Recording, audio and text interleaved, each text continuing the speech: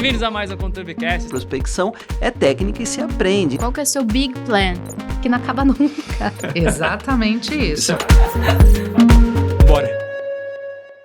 Bem-vindos a mais um ConturbiCast, seu podcast sobre marketing, empreendedorismo, liderança. E hoje eu tô com a CMO da Vissimo Group, Patrícia Perim. Seja bem-vinda. Vamos falar de vinho hoje? Vamos sim. Obrigada pelo convite. Estou bem feliz de estar aqui com você. Vamos nessa. Quem gosta de vinho branco, já tem um link aqui na descrição para você especial que a gente vai falar sobre ele durante esse episódio. Uma das dificuldades de escolher vinho é que tem muita opção. Sim. Se você não tem um especialista ali, você vai meio no achismo, daí você fala, cara, não sabe nem identificar se for boa ou não aquela escolha, identificar uma marca melhor da outra. Como vocês fazem essas curadorias?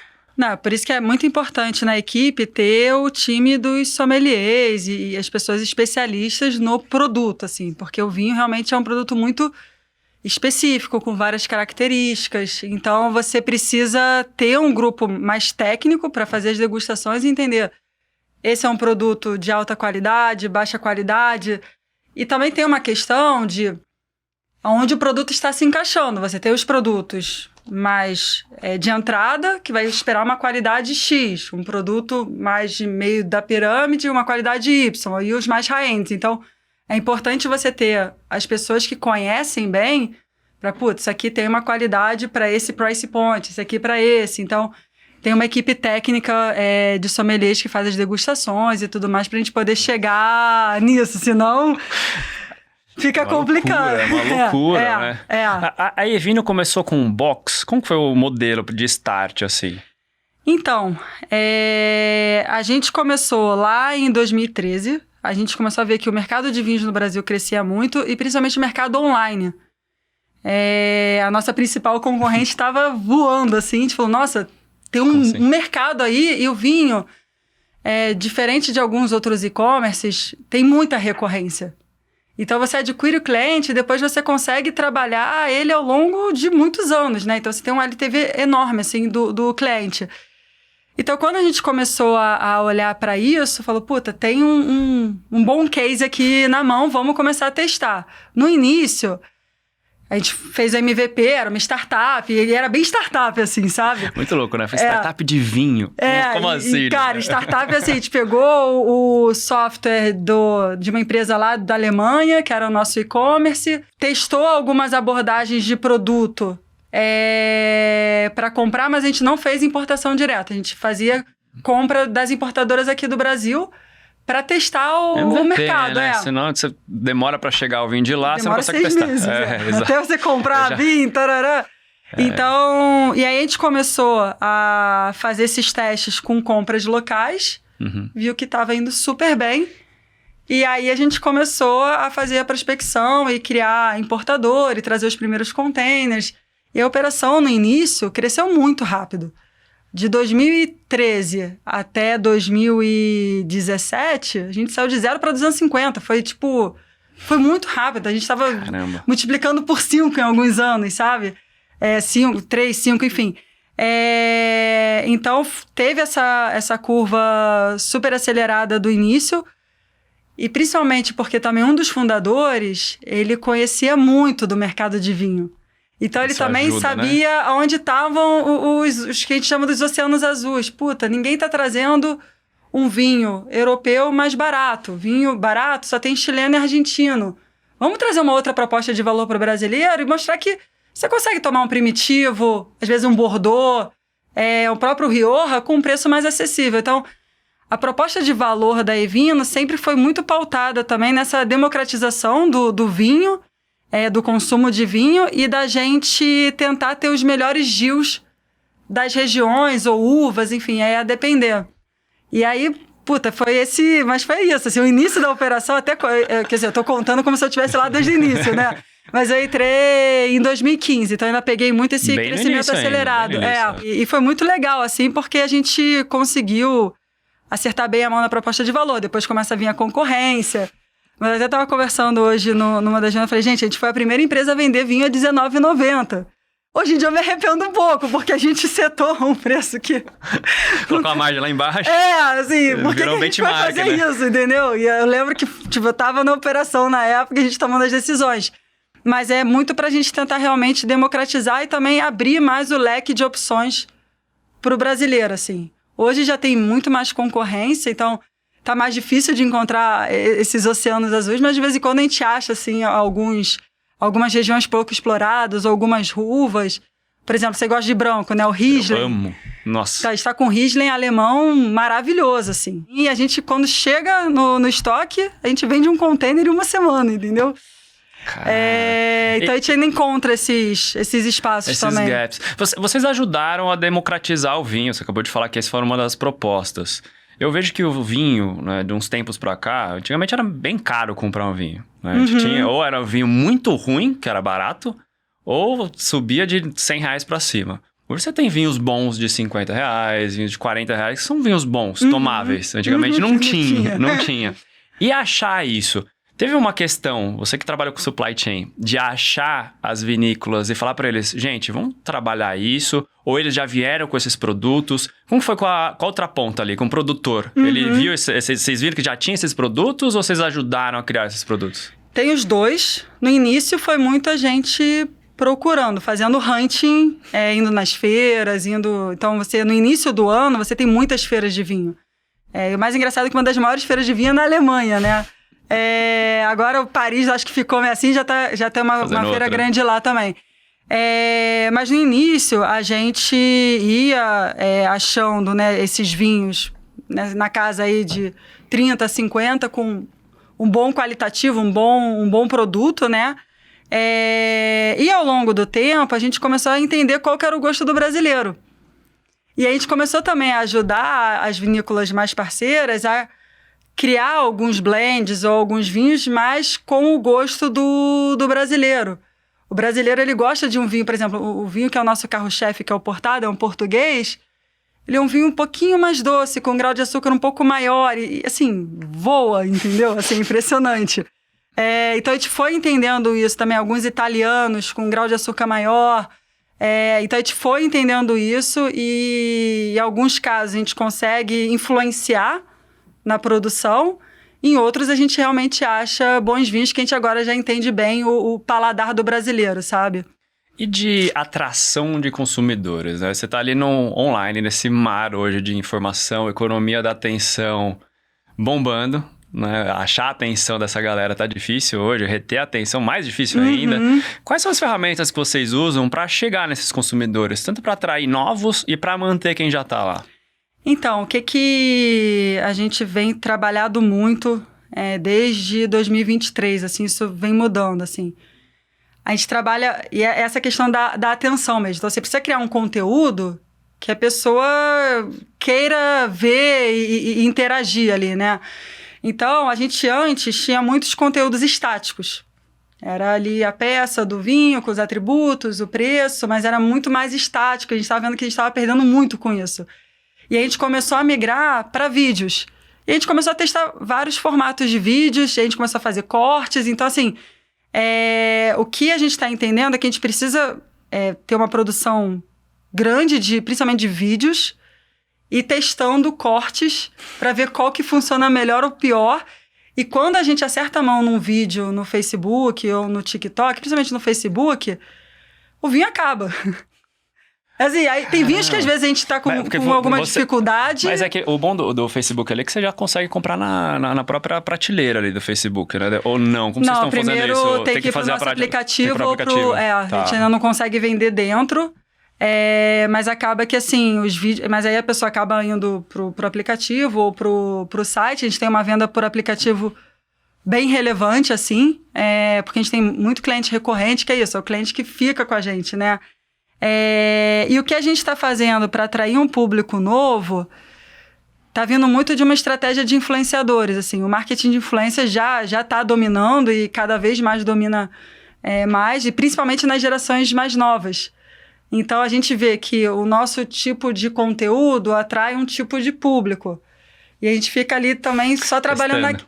Testando e trabalhando muito a mesma base, assim. A gente não consegue ter mais amplitude, né? Isso. E aí, o que a gente está fazendo muito agora é criar conteúdos com os influenciadores. E o mais legal é que, assim, tem os conteúdos que ficam tão bons que a gente impulsiona também no pago. Então fica no do próprio influenciador e a gente também faz os impulsionamentos. Teve um que ficou muito legal. Eu falei, gente, quem é? Tipo, não, é nosso influenciador novo e tal. Eu falei, cara, ficou muito legal, sabe? E aí a coisa vai indo e a gente consegue atingir um público que com a nossa forma de fazer a gente não estava atingindo. Então um pouco o foco desse ano é trabalhar muito esse marketing de influência.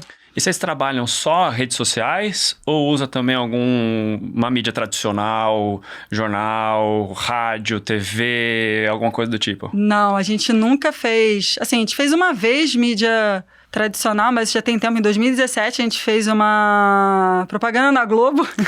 Já que é pra ir, vamos com tudo, né? Tiro de bazuca. A gente até tinha contratado o Jacan pra ser o nosso o garoto propaganda ali.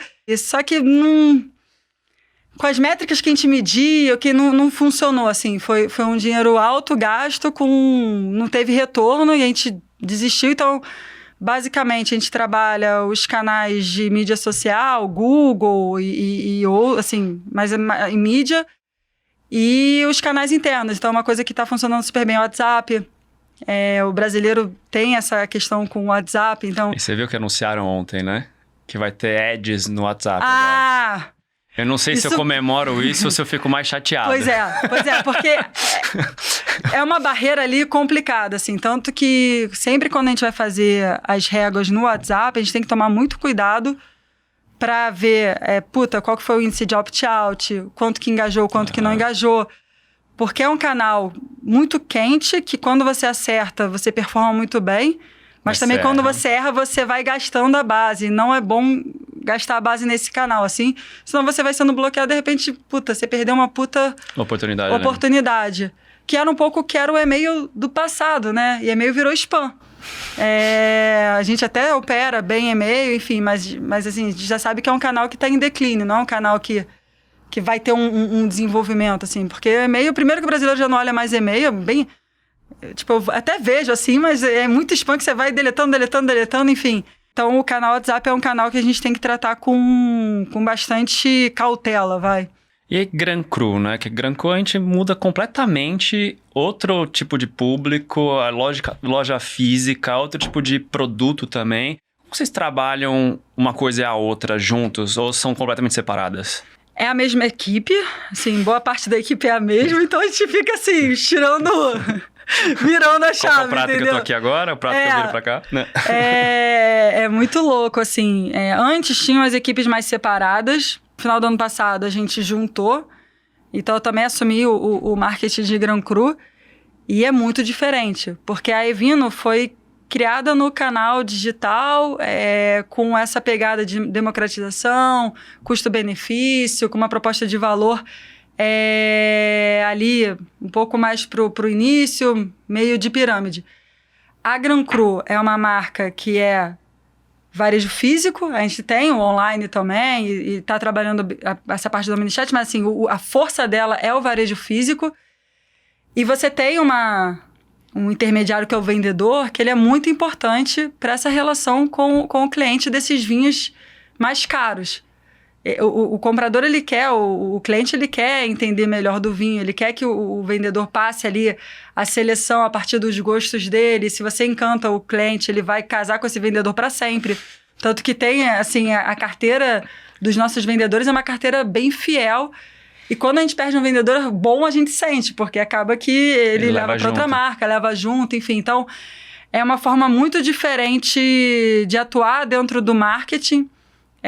Gran Cru e Evino, assim. Então, é muito mais a gente passar algumas campanhas, alguns insights para os vendedores falarem com seus clientes, via o WhatsApp. Então, o WhatsApp na Gran Cru, ele já é muito mais utilizado do que era na Evino, porque já tinha ali o contato direto com o vendedor.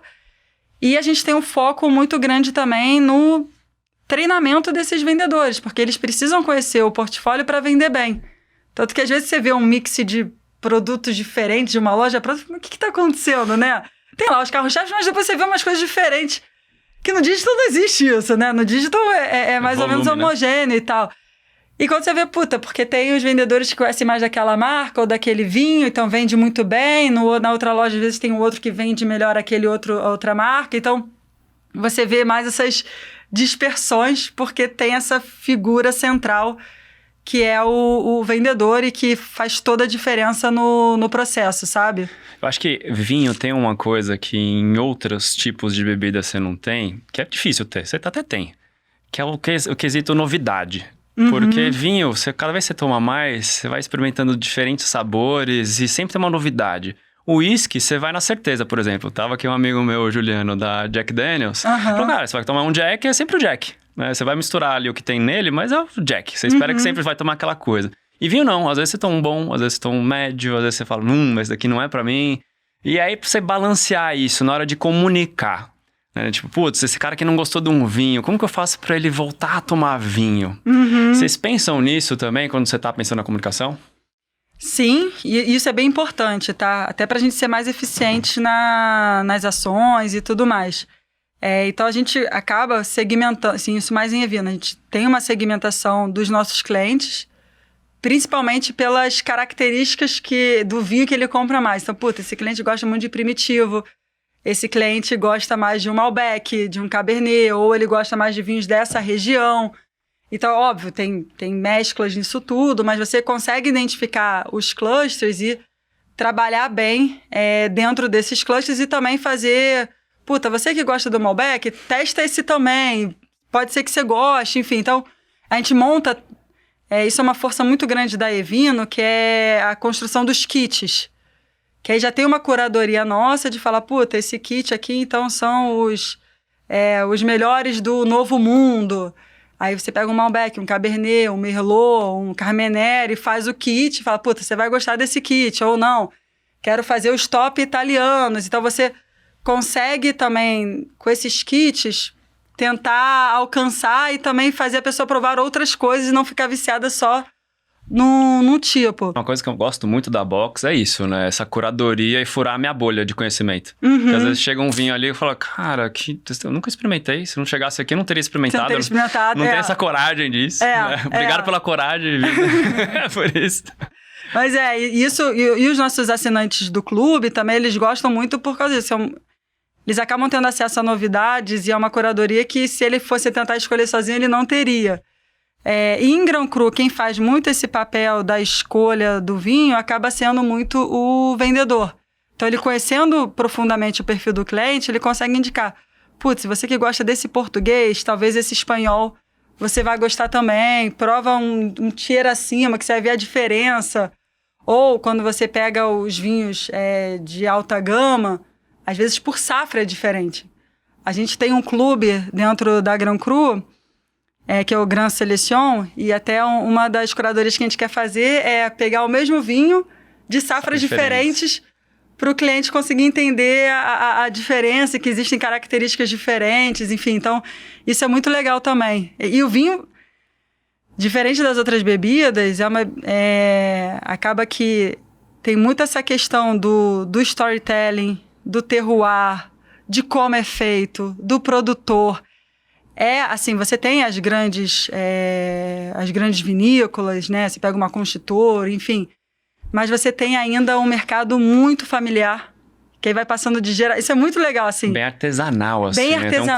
Tem um contato com a terra. Né? E muito familiar daquelas histórias ali centenárias, muitas vezes, produzindo aquele vinho. Então, você tem um fator emocional também que é interessante. Por isso que muitas vezes você vai visitar uma vinícola, você se apaixona e você só vai tomar vinho daquela vinícola porque você adorou a história, você se ligou ali com o produtor, enfim. Então, tem essa parte também do vinho que é muito, muito legal. E isso, para o marketing, te dá um mundo de oportunidades, assim. O marketing de conteúdo, né? Porque daí você consegue explorar a história desse cara, juntar com a sua marca, fazer eventos com esses caras. Exatamente. Eles fazerem os vídeos contando o porquê daquele vinho, como que foi a produção. Então, isso dá pra gente um leque de oportunidades muito grande. E essa parte de eventos e degustações, assim, os clientes acabam gostando muito, assim. Então, a gente tem uma agenda de eventos, sei lá, de 20, 30 eventos por mês,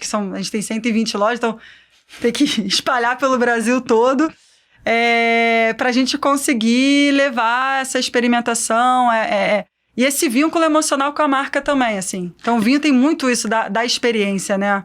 E esses eventos são como? Eles são só eventos de degustação? Vocês tentam fazer algumas coisas diferentes, ativações? Como são esses eventos? Tem vários formatos. Tem desde uma degustação mais simples na loja, que você leva o produtor e a gente pega os principais rótulos e ele vai contando a história de cada um. Aí pode harmonizar com queijo ou... Enfim. E tem os eventos um pouco mais complexos, ou enfim... que aí a gente já coloca com jantares, aí faz harmonização com os pratos e o produtor vai explicando cada um dos vinhos, por que harmoniza bem, não harmoniza bem, que tem o vinho tem essa questão de harmonização que é muito forte. E é uma das coisas que as pessoas mais gostam. Você só percebe assim, quando você faz de verdade uma degustação dessa com harmonização. Então quando você erra a primeira... Aí você fala, não, entendi agora. Agora entendi. Porque quando tá harmonizando, você nem percebe. Na hora que erra, você fala, não, entendi. E as pessoas gostam, assim, sabe? A gente vai fazer uma agora em que vai vir o Paul Hobbs, que é da Vina Cobos. E a gente brinca que ele é o Steve Jobs do mundo do vinho, sabe? E assim, o jantar dele, todo mundo... A vinícola é linda, você já foi? Linda. Nossa, eu acabei não conhecendo, mas assim, eu já vi fotos, a gente já fez algumas... a equipe já foi, então assim... E os rótulos são maravilhosos. E aí depois você começa a tomar os vinhos tops e você fala, não consigo mais. Tem esse problema com o vinho. Por isso que eu gosto do branco, porque o branco é mais democrático. Você consegue descer pro mais de boa. O tinto, você subiu o sarrafo, você não desce mais. É mais difícil. Mas então os eventos a gente trabalha muito nesses formatos. É uma frente que tem uma relevância muito grande dentro do nosso marketing, né? E é lá também que a gente vê, às vezes um cliente tem insegurança de comprar um rótulo mais caro, ele degustando, ele vai comprar com segurança. Exatamente. Test drive do carro. Não, agora já entendi, vale muito a pena. E depois ele vira também promotor. No mercado de vinho, assim, você tem muitos promotores da marca que vai influenciando seus amigos. Então isso acontece bastante, sabe? Eu vejo além disso também quando o cara vai na vinícola. Essa experiência, que eu amo ir pra vinícola. Eu gosto muito dessa experiência porque você vai lá e normalmente tem outro chefe que tá junto, harmonizando. É uma experiência tão rica que eu falo pro pessoal do agro, por que o café não consegue fazer um negócio tão bem feito como o vinho faz? Como o vinho, né? Por que a gente tem um agro tão forte, a gente não consegue replicar esse case do vinho? Eu pego muito o café de exemplo, que o nosso café é um dos melhores do mundo. Sim. Só que o nosso marketing não juntou como fez um Juan Valdez, que nem a Colômbia. Poderia ter juntado todo mundo, as cooperativas de café, tá aí a dica, gente. Junta todo mundo e faz o Juan Valdez Brasil, cara. Tem um potencial de ser maior do que o Juan Valdez. Então, assim, pega esse case do vinho que eu acho sensacional e trazer isso para outros lugares. Falando de cases, que case você pega da sua carreira, assim, que você fala, nossa, esse é um case que eu me orgulho muito? Eu acho que tem alguns cases, assim, que eu tenho bastante orgulho. Um que até me fez vir pra Evino, né, no passado, foi ter implementado o e-commerce da Natura lá em 2011, na época que o e-commerce estava engateando. Então, isso foi participar, né, do grupo que montou isso. Eu tocava ali a parte de operações, mas foi algo que até hoje, quando eu vou comprar online, eu vejo, a caixa ainda tem o negócio que eu fiz, a operação ainda é do jeito que eu tinha desenhado junto com o time. Então, é algo que é uma marca, eu admiro muito a Natura, eu tenho um vínculo emocional com a marca até hoje, assim, é uma empresa que eu tenho um super carinho. Tem todo o case da Evino, assim, de tudo que a gente construiu na primeira fase, que foi a fase ali da aceleração, né? Que eu comecei na operação logística e depois eu fui para o supply comercial. Então, toda essa parte da aceleração foi muito legal acompanhar e fazer parte disso também. Teve uma fase que eu também trabalhei no setor de saúde, então eu ajudei Startup também. Startup. Eu gosto do mundo das startups. Eu trabalhei na Natura para aprender bastante, mas assim, o meu DNA é de startup. Que legal. E quando eu fui para a saúde lá em 2020, 2019... Na SAMI, né? Na SAMI. Foi muito legal que ajuda a gente a fazer essas pautas. Foi muito legal que a gente começou a operação do zero. Não tinha nada. Tinha um PPT, um investimento. E a gente teve que tirar uma operação de saúde do zero, que é uma coisa muito complexa, gente. Assim, depois que eu entrei no setor de saúde, eu falei, posso voltar pro vinho? tava mais legal lá, entendeu? O setor de saúde é um setor muito complexo, muito regulamentado, então a gente ter conseguido tirar a operação do zero ali em 7, 8 meses e participar disso é algo que eu tenho bastante orgulho e a empresa ainda continua super bem, então a gente conseguiu fazer um case saudável. Então, enfim, mas tem várias... E agora nesse novo desafio, Gran Cru e Evino, né? Que é como que a gente trabalha bem com essas duas marcas, consegue melhorar a proposta de valor, a omnicanalidade, a jornada do cliente. Uma coisa que a gente fala muito em Gran Cru, que você falou que você adora ir para as vinícolas. Sim. A gente tem vinícolas, tipo, você foi na vinícola, são muito legais. Então, como que a gente olha para essa jornada num aspecto um pouco mais amplo, não só da venda do vinho ou do evento, mas como que eu trago isso também para um enoturismo? A gente tem a faca e o queijo na mão, é só organizar, assim. Então, tem bastante coisa legal para a gente fazer, acho que é uma fase legal da empresa também. E tomara que eu tenha orgulho no futuro disso que a gente está fazendo agora. Que eu possa voltar aqui daqui a uns 4 anos. Contar de novo. Poder contar. E dos meus dados aqui, eu faço uns dados com Turbicast de profissionais de marketing. Aham. E grande maioria não veio da publicidade, veio da engenharia. E aí o pessoal fala, como assim da engenharia? Tem muitos engenheiros no marketing hoje. Você é uma delas, aumentou uma estatística aqui, minha régua. Meu Excel aqui de pessoas de engenharia no marketing. Como que você fez essa transição? Você fez engenharia de produção, foi isso? Fiz engenharia de produção. E aí comecei a trabalhar na área de operações. Fui pro digital por causa da Natura, montando lá o e-commerce. Aí quando eu fui pra Evino, eu fiquei 1 ano e meio na operação. E depois eu já estava um pouco cansada, assim, dos mesmos problemas, já... Você percebe que sua curva já não tá mais tão acelerada, sabe? Você já vai muito no piloto automático. E eu nunca gostei de entrar no piloto automático, assim. Pra quem gosta de startup, piloto automático, cara, não é o perfil. E aí, eu queria muito aprender mais do produto vinho, entender a parte comercial, do marketing. E aí, foi uma transição dentro da Evino. Depois, acho que de quase 4 meses, enchendo o saco do meu chefe. Ele falou, tá bom, vai pra lá, não aguento mais, entendeu? Vai pro marketing. E aí eu acabei entrando mais na parte comercial, que tinha um vínculo muito forte com o marketing, acaba que era... E o supply, porque lá antes a gente fazia a parte de compras e vendas dentro da mesma área. E foi aí que eu comecei a migrar de carreira e me apaixonei. Assim, depois que você entra em marketing e vendas, você não sai mais. Porque você não tem mais zona de conforto, entendeu? Todo dia você tá matando o leão ali para conseguir fazer acontecer e pensando em estratégias. O mercado é muito competitivo, então você não pode... Tipo, que a receita do bolo que fez sucesso ontem não é a mesma de hoje e amanhã. Então você tá o tempo todo se desafiando a pensar em estratégias novas, o que pode funcionar. É isso que eu acho muito legal, sabe? E acabou que o marketing entrou um pouco aos poucos, assim. Eu fui pegando várias áreas do comercial, de repente vim para o marketing. E eu acho que, principalmente no marketing digital, a parte de dados, analítica, ela é muito forte. Precisa ver muito engenheiro, assim. Minha equipe também tem muito engenheiro. Porque na publicidade você não aprende essa parte. Não. E normalmente quem gosta de publicidade não gosta de um Excel. Exatamente. Eu tenho as pessoas lá mais criativas e tal, que eu até brinco. Eu tô aqui na reunião, não vou agregar em nada. Minha função é tentar traduzir a cabeça de vocês, porque assim... acho que acaba que os engenheiros foram muito por causa da parte analítica e de números, enfim... E eu adoro, assim, hoje em dia é difícil eu sair do marketing, de vendas, acho muito...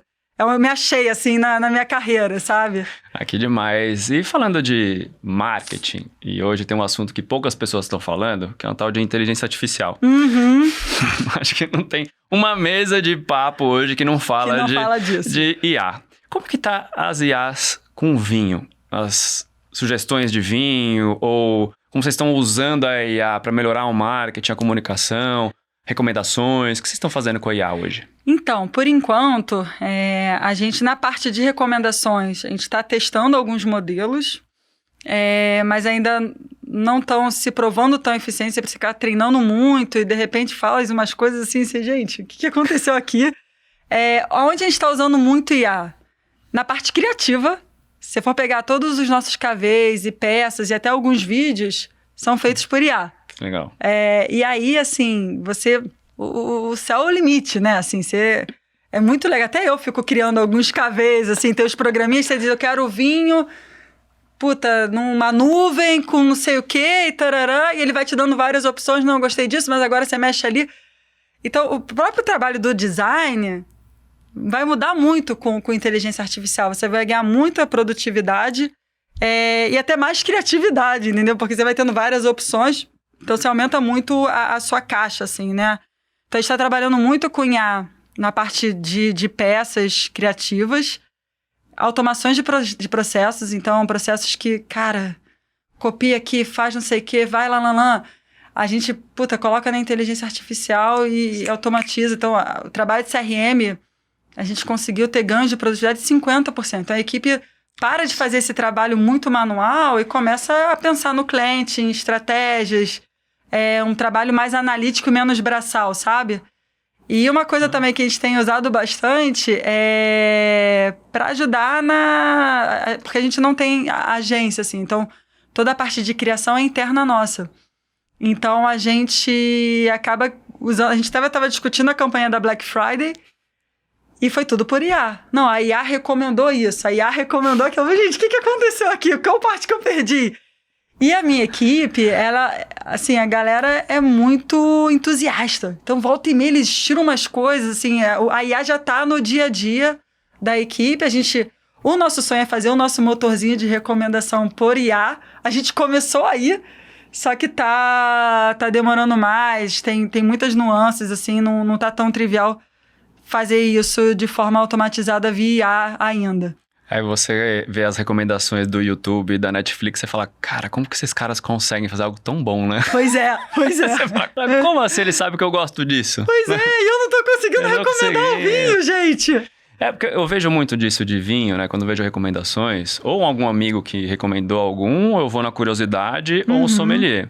Pensando numa IA, né? Para ela saber meus gostos, eu fico pensando muito aonde que eu vou dar o input do meu gosto. Se eu nem entendo o que eu gosto de verdade. Acho que esse é o grande desafio, né? E pensando nisso, como vocês pesquisam os gostos das pessoas? É pelo que eles gostaram mais, compraram mais vezes? Como vocês balizam isso? Pesquisas? Então, tem duas formas, assim. Principalmente pelo que compra mais. Então, muitos dos nossos algoritmos vêm do perfil de compra e a gente consegue categorizar os vinhos por região, uva, faixa de preço e outros atributos, para poder entender qual que é o perfil daquele cliente.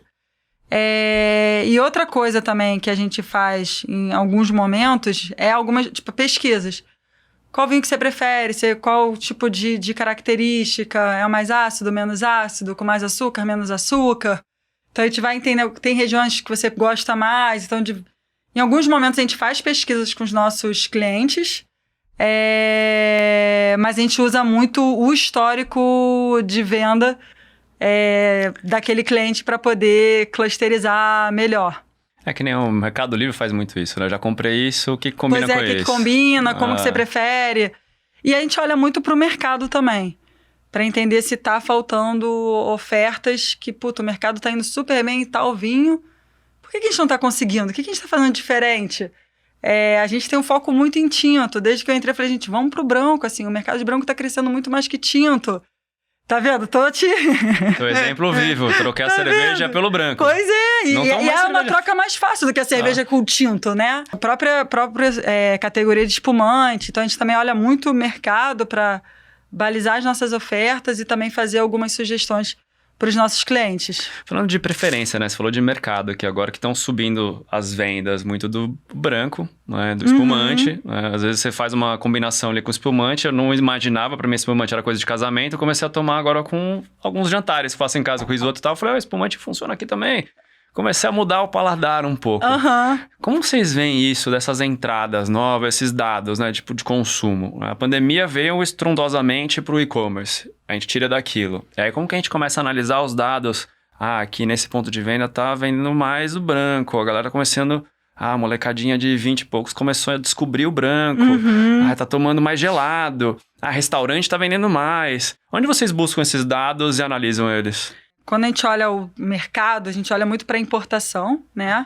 E muito também para o mercado, assim, então, a parte do selling. Então, o que o Brasil está importando?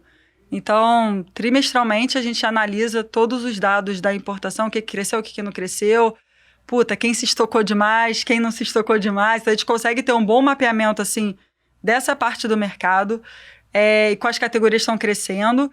A gente tem uma visão, principalmente ali, de supermercados e redes atacadistas, de como que está o perfil de compra, o que está saindo mais, mercado cresceu, não cresceu, ticket médio, categoria.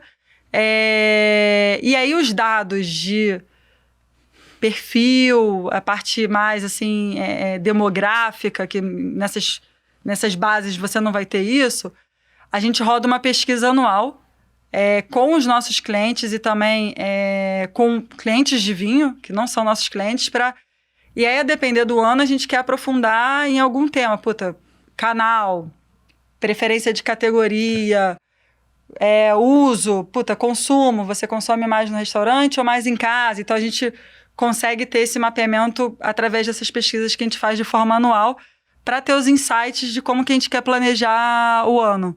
Até para comprar, né? Também ajuda no supply chain. Exato. Né? Quantos containers de branco eu vou trazer mais de espumante, que fornecedor que eu vou atrás. E o que acontece? O lead time, muitas vezes, é 4, 6 meses.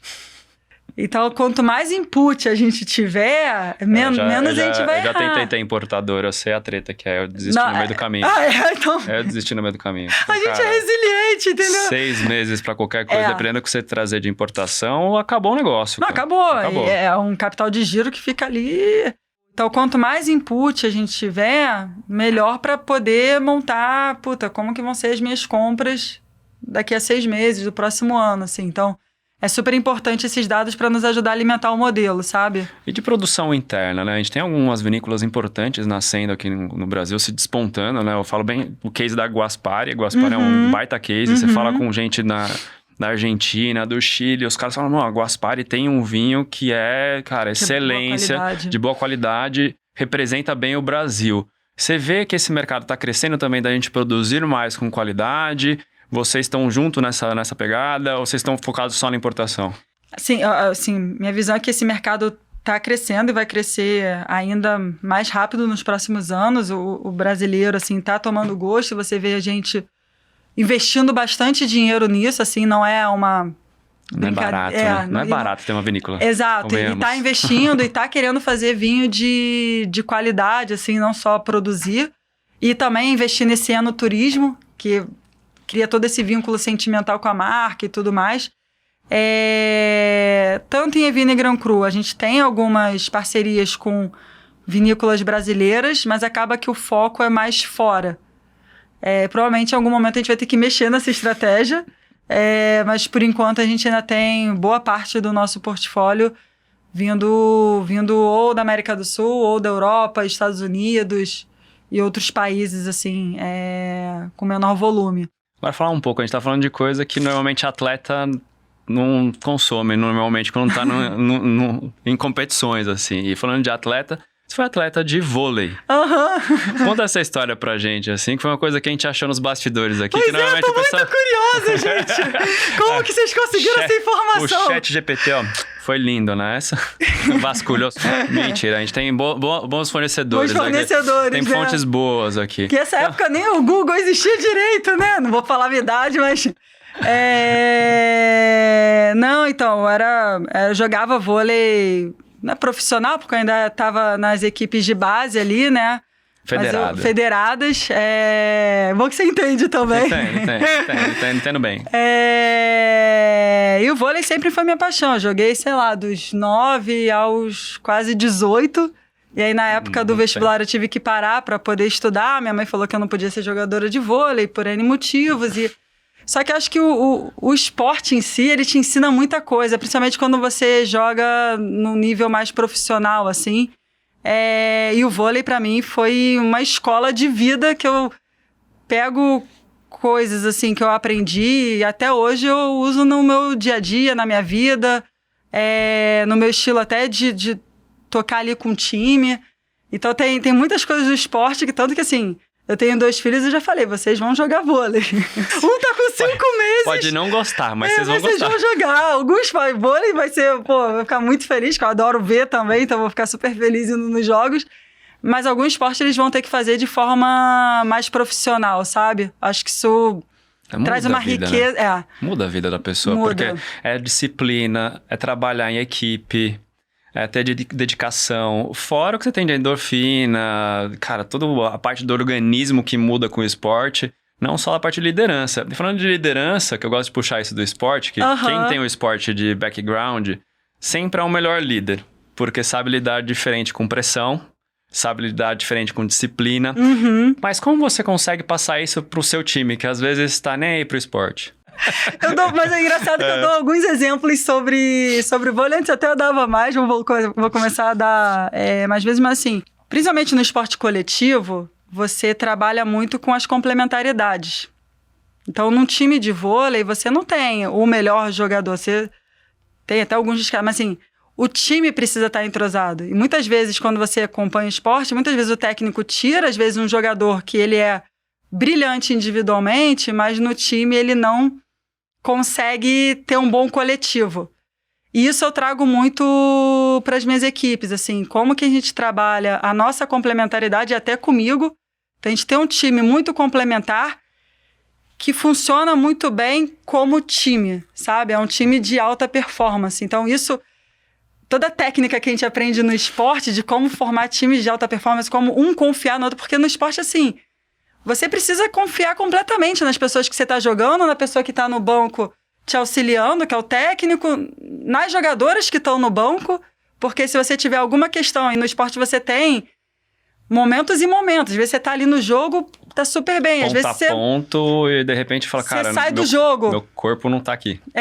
Sua cabeça não... Você não tá conseguindo focar, tudo que você tá fazendo dá errado, então você tem que ter um momento também. Isso eu acho que o esporte também te ensina. Respira, você vai voltar. Não acha que isso vai ser sua... Você agora tá numa curva ruim, vai ficar assim. Então, você poder sair, outra pessoa entrar. Então, assim, acho que o esporte te ensina muitas coisas que eu aplico muito no meu dia a dia. Acho que a disciplina, acho que assim, não existe nada fácil, entendeu? Eu treinava muito, mas muito. Era 6, 7 horas de treino. Era parte física, musculação. Tinha uns treinos militares também, que o meu treinador passava uns militares, de repente, assim, no nada. Vamos fazer fora da piscina um treino militar aqui hoje. Eu falei, o que é isso? Hoje eu chamo de crossfit, na minha época... Não, levanta esse pneu aqui, não sei o que. Eu falei, cara, o que isso vai fazer pra mim? Mas é disciplina também. É disciplina, não. Às vezes eu tinha uns castigos, que hoje em dia não pode mais, né? Mas se o time tava muito assim, Castigo. Para tudo, 10 voltas na quadra, correndo não sei o quê, e quem parar no... Tipo assim... Se um parar, todo mundo faz burpee. Todo mundo... E você vai ter que fazer 300 abdominais. Cara, era assim. Era faca na caveira. Pra um cooperar com o outro. Cooperar cara. com o Porque outro. Se um faz alguma coisa errada e todo mundo paga por aquilo... Você aprende que, tipo, não, cara, é o você vai sair daqui. E o coletivo que importa. Então, assim, E a gente levava muito esporro, não sei você, mas assim, meu técnico me dava umas escovadas, porque hoje em dia, se você fala um pouquinho mais assim, pessoal, não, porque não... Gente, levava umas escovadas, cara, que eu saía de lá e você vai aprendendo a lidar com essas frustrações e até com essa responsabilidade, sabe? E na vida é tudo um trade-off, assim, se você quer ser um profissional... Um atleta de alta performance, você vai ter que não fazer outras coisas. E saber lidar... mais renúncias do que... Mais renúncias. qualquer outra coisa. E você entender que isso depois vai te levar para um objetivo que você quer e você vai se alimentar com isso. Então, acho que tem várias coisas do esporte que são muito importantes para a nossa formação pessoal e para a nossa vida e nos nossos estilos de liderança, né? Falando de formação, onde você busca conhecimento? Eu gosto de fazer esse blueprint aqui de quem vem pra cá, porque eu não acredito que uma pessoa que chega no cargo de liderança não usa o lifelong learning para sobreviver nesse mar de informações que a gente tem. Onde você vai atrás de conhecimento? Então, eu procuro muito mentorias, então eu tento... pessoas que eu admiro muito, principalmente que estão perto de mim, que cara, conseguiram ser fora da curva ou conseguiram pensar de uma outra forma. Então, eu tento buscar muita mentoria. Quando eu estava na SAMI, eu tive um puta privilégio de ter uma mentoria de quase 6 meses a 1 ano com o Paulo Veras, que foi fundador legal. da 99. Assim, assim, era uma vez por mês, 1 hora, mas eu me dedicava muito, assim, para conseguir extrair o máximo daquela 1 hora. Então, eu gosto muito desse sistema de mentorias e ele me ajudou muito na parte até de liderança, porque eu estava grávida. E eu falei, como que eu vou... A minha equipe vai funcionar sozinha, sem mim? Como que vai ser isso? E aí foi muito essa questão de, empoderamento, da autonomia, contexto, ensinar eles a tomarem as decisões, sem você ter que entrar em cada um dos detalhes. Então, assim, eu gosto muito dessa parte de mentorias. Eu gostaria de ler mais, mas hoje em dia na minha vida... Então eu tenho lá um monte de livro que... Eu gostaria de conseguir, e esse é um dos pontos que quando as crianças crescerem, acho que eu vou ter mais tempo. E também, assim, eu fiz um MBA, depois fiz fiz uma viagem pro Vale do Silício, de uma imersão. No MBA, a gente ficou uma semana na China, fez uma imersão lá. Então, eu aprendo mais nessa parte também mais prática, fazendo. Mas eu gostaria de ler mais, assim, é uma frustração que eu tenho. Algum dia eu vou conseguir superá-la, entendeu? Tem um amigo que trabalhou na Penguin, né, editora, ele falou, as editoras e publishers, elas não têm os dados de quem lê os livros, elas têm dados só de quantos foram vendidos. Não é uma coisa muito louca. Não, o que importa pra mim é que foi vendido. Se o cara leu ou não, eu tô nem aí, cara. Tô nem aí, não tem como você saber isso. A única pessoa Qual que é a conversão da compra para leitura, cara, né? Quem tem esses dados, normalmente, é a Amazon, que tem o Kindle, que sabe ali se você leu até a página 40, até a página 100, ali ele consegue ter no digital. E essa é uma das coisas que a gente tem de dificuldade quando a gente vai pro offline, né? De ter essa mensuração. E falando do offline, como vocês fazem para mensurar quando o cara entra na loja, não compra alguma coisa... Esses dados que tem ali na Grand Cru do físico, né? Tipo, tem uma lida ali direto com o vendedor, pra saber, o pessoal não tá gostando aqui, ele olha o preço ali na vitrine e já não entra. Como que funciona? Eu vim do mundo digital, entrar no digital é isso, a Amazon sabe qual que é a página e qual parágrafo a pessoa leu, o que ela sublinhou, o que ela gostou mais, enfim. Quando a gente vai pro offline... A qualidade dos dados e a quantidade de dados, ela é bem diferente. E ainda um pouco essa realidade da Grand Cru. A gente está querendo avançar muito nesse tipo de como que eu consigo ter mais dados, até para auxiliar na tomada de decisão, mas ainda são dados mais básicos, sabe? E o que a gente também... E é uma realidade do varejo atual... É que boa parte das vendas é feita no WhatsApp. A pessoa nem vai mais na loja. Você compra no WhatsApp e manda entregar na casa do cliente. E esse é um ponto que a gente discute muito com os nossos franqueados, como que a gente consegue levar mais fluxo para a loja, como que a gente mede isso. Qual que é a conversão do cliente quando ele chega na loja, mas ainda está um pouquinho distante da nossa realidade atual. Mas eu acho que é um pouco... E assim... Algumas dores que a gente tem, cadastro. No digital, 100% cadastro correto, porque senão você vai entregar num lugar errado, se ele não coloca o CPF certo ou o telefone certo, você não consegue finalizar a compra. Então é um cadastro muito mais limpo, né? Sim. Quando você vai pro offline, pra loja, cara... Cada um faz de um jeito. Cada um faz de um jeito, o sistema até meio travado, mas assim, é outro nível de qualidade. E aí... Eu gosto muito então, de fazer mentoria, benchmark, como... Eu falei, não é possível, será que isso é só o nosso problema ou todo mundo já sofreu isso, já está no outro estágio, né? E eu fui falar com algumas marcas varejistas de referência, todo mundo, não, Paty, isso é normal, você vai superar, todo mundo já viveu isso, realmente, vocês estão um pouquinho... Vocês precisam dar uma acelerada, mas são dados básicos que muitas vezes o varejo offline não tem ou tem muito desestruturado, então... dificulta muito na tomada de decisão, sabe? O que eu gosto muito de ir em loja, assim, em momentos específicos. Preciso dar um presente no dia do aniversário, eu vou ali e compro. Caso contrário, se eu tô pesquisando, indo atrás, WhatsApp. Né? Então, mesmo a gente consumidor tem várias maneiras de consumir a mesma coisa.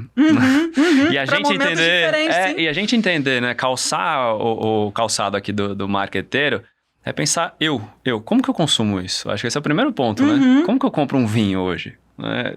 Quais canais você usa, em qual momento que de momento? uso? Por que eu compro? Né? Eu tenho uma box aqui que chega todo mês, mas por que eu compro a mais?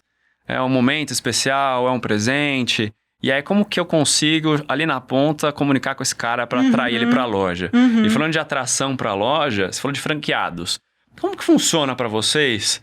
E eu imagino que são 3 layers, né? Que a gente tá falando da Evino, que é um layer do e-commerce. Aí você tem retail e aí você tem o franqueado. Como que é a comunicação com o franqueado? Como vocês fazem isso?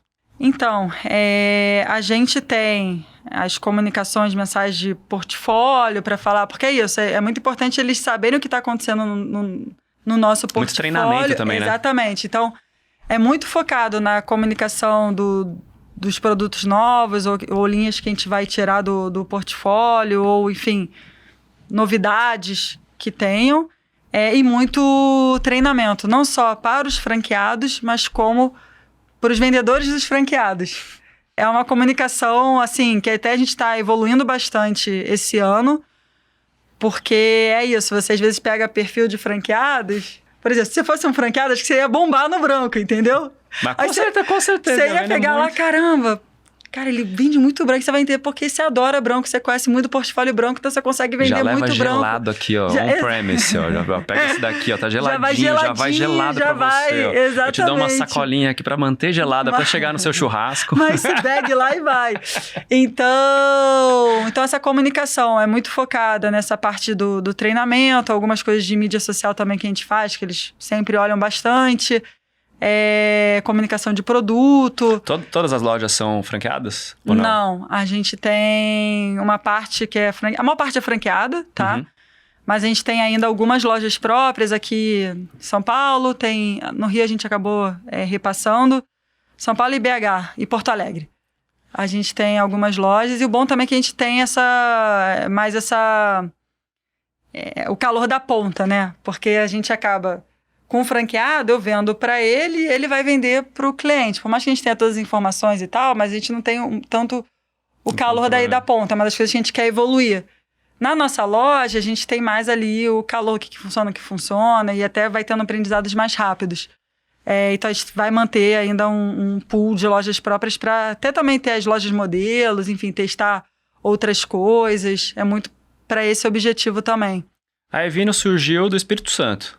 A gente tá lá. Tá lá. O CD, a operação... Porque eu olhei ali no site e falei, também do Espírito Santo? Não é possível, deixa eu perguntar. Porque eu fiquei curioso, porque a concorrente veio do Espírito Santo. Sim, mas assim... Eu falei, então deve ter alguma coisa de imposto que vem de importação. Total. Tá. No Brasil, as pessoas estão localizadas por causa da questão tributária.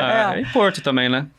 Mas é muito pela questão tributária. Ali chega pelo porto dali e vem por onde, normalmente? Chega pelo porto ali do Espírito Santo, né, de Vitória.